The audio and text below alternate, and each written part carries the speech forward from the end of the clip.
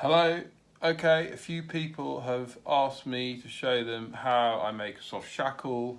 There are quite a lot of designs on YouTube and on the internet and videos, some of them more complicated than others.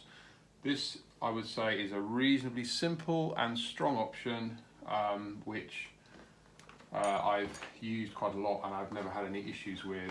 Some of the designs are quite fiddly to make, and also the ones that include whipping twine and bits of string, I don't think they tend to come apart. So I've just got some HMPE rope, Dyneema effectively. This is not the most expensive one. It's not the easiest type of splice, actually. I think the Laros stuff is better. This is 5mm. I've got a 100mm reel of it that I bought special offer. Tools that are quite handy. You might want a pen. This is a D-splicer, which is the other type of splicer. I probably won't use that on this particular splice because I find it easier to use a fid. Having a fid like that, it's about £6 from a chandler. You can buy sets of them with lots of different sizes. This one seems to be about the right size for a 5mm bit of line. Pair of Dyneema scissors makes it a lot easier. You can use a knife, but it's pretty hard stuff to cut unless you have Dyneema scissors. I think these are about £30. You can also use a ceramic bladed knife, or you can hack away at it with a ordinary very sharp knife, but it is hard stuff to cut. You can use your stove top, but I've just got a little butane burner that's normally employed in the kitchen for making creme brulee. These ones are about I don't know, £12 or something on Amazon, and they work really well. Okay, so a lot of the designs of these things, people are very precise about exactly how long you need a piece of rope. I like to go a little bit longer because when you're tensioning the knot at the end, it's good to have a bit of tail, and it makes it a lot easier to tie the knot, the soft shackle knot, which is quite fiddly to tie, and this makes it easier. So I've just got about just over a metre, you can see, of just over a metre of Dyneema. So I just fold it in half. Doesn't have to be that precise. And at the halfway point, I'm going to push the fid through. Try and make sure you get it through the middle of the strands, and then I'm just going to push one end through and out. Then generally what I do is I have a piece of salvage from one of an old soft shackle, bit of rope like that, and put that in your loop so that when you close your loop, you don't over close it, in which case it can be quite hard to pull apart. So that's just holding the first loop open. And then you want to come down, so you've got just a loop like that. Then I generally come through with the other piece, the piece that has already got the hole through it. I then make another hole about 2 inches down in the rope. It needs to be far enough down that when you have the knot, you can get it through without being too much of a squeeze. That's about 2 inches probably, and that's fine. You don't want it too big. And then I'm going to push this end through there. Sometimes you need a little bit of sellotape, sellotape's quite handy, just to help. And then just pull that tight like that. And now what you want to do now is you want to slide this piece of rope here inside this one. So the one that hasn't got a hole through it, use that one to put the fid into. So again, just open it up a bit,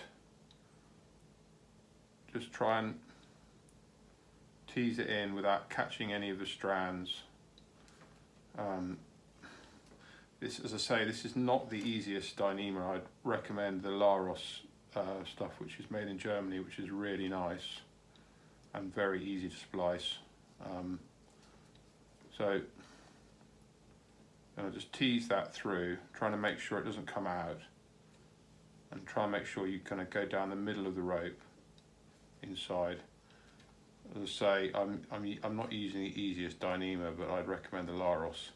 So you probably want to go down there about, depending how big you want the soft shackle, this depends how big it is. So I've gone down there about probably 4 inches once it's stretched out. And then I'm going to push this line up through. There we are. Now sometimes that will come out. You can just put a little bit of sellotape just over the feed just to stop it coming out if it feels like it's going to come out. And then pull that through. Try and get any twist out. And then you want to pull both lines. Pull the whole thing straight like that. So now I've got a loop that my knot's going to go, loop that I can open up to get the knot through the top, that threaded through, and now I want to tie the soft shackle knot. So the soft shackle knot is not the easiest knot in the world to tie. There are some quite good videos and pictures on it. So you start in that position, you bring that line over like that.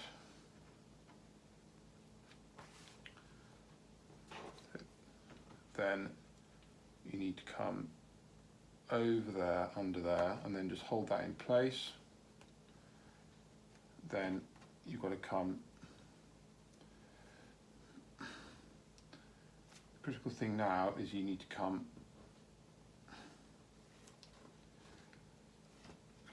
over that one, under there and through, and then you want to pull it tight. Don't pull it really tight, just try and take the slack out of the knot.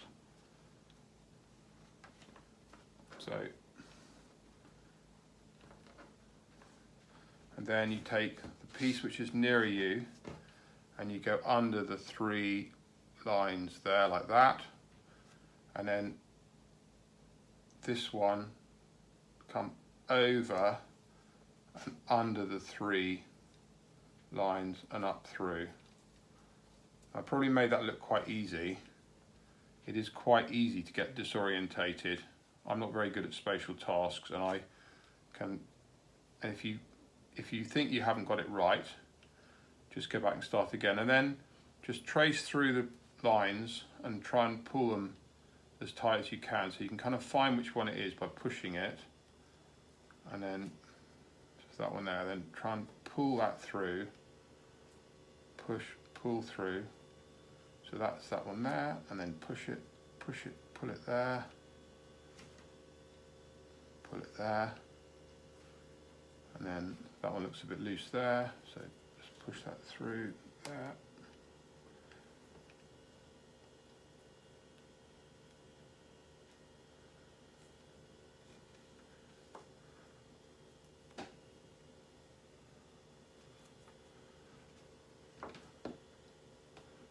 Just kind of tease the lines through to where you get them, and then you want something that looks a bit like a sort of cufflink knot.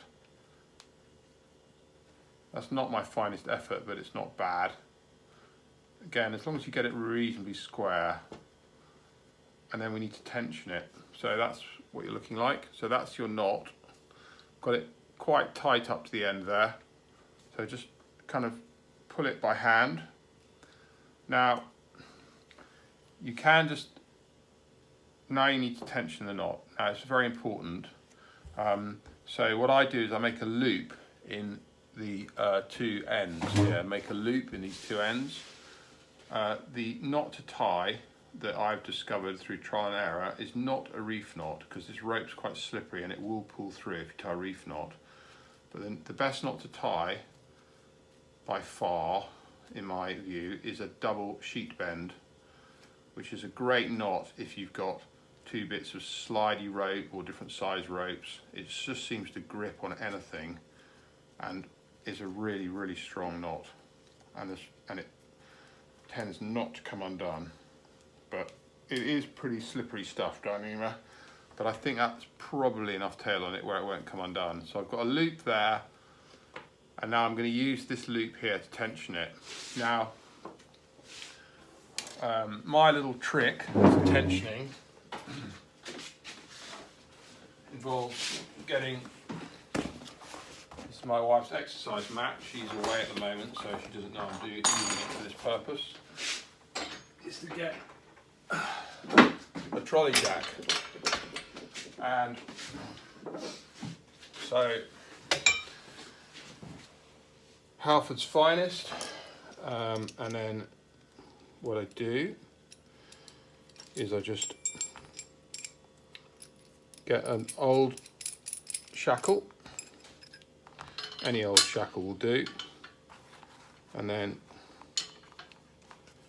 I'm going to put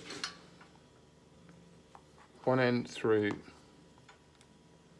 the end of my soft shackle, which is that,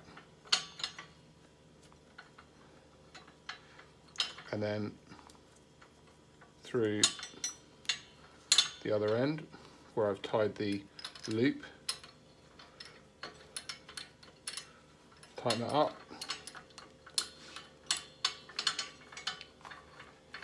right, and then pull that down over the, I haven't done this very well. What I don't want to do is to, that's probably right. And then just go up on the jack.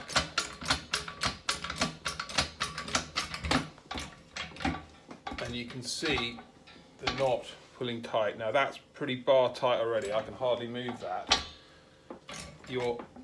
Unlike, this is a 2-ton trolley jack, so I've probably got about over a ton of pressure on there already because I'm pushing tight. That's about as hard as you push when you're jacking your car up, harder probably. And then that's pulling that nice knot really tight, and just let it work. Hold it there for a minute, and then take it off there. And then just take it off.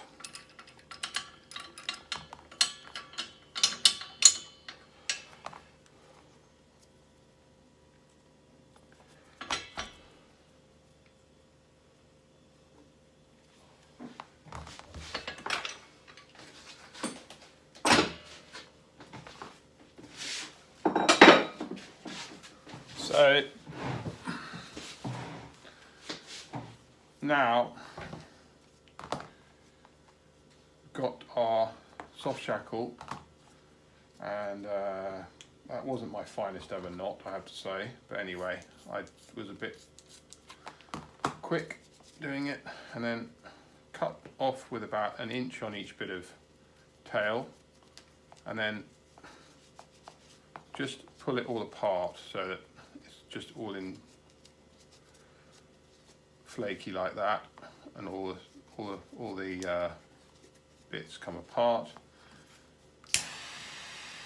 And then I like using a blowtorch because I can actually literally pick on the specific bits of that I want to burn and try and get all of it, so there's no sort of little dangly bits left.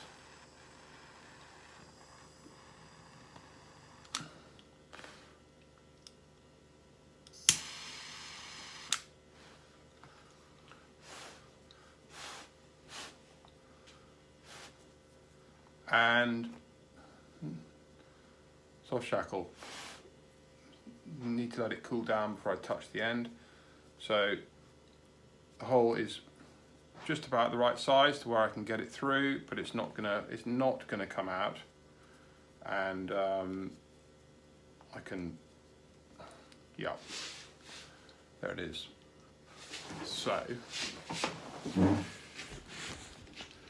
and An example of a soft shackle is here a couple of spinnaker sheets, and I've taken off the nasty snap shackles that hurt a lot if they hit you around the head, spliced loops on the end of the spinnaker sheets, and put a single Dyneema soft shackle similar to the one we just made in place.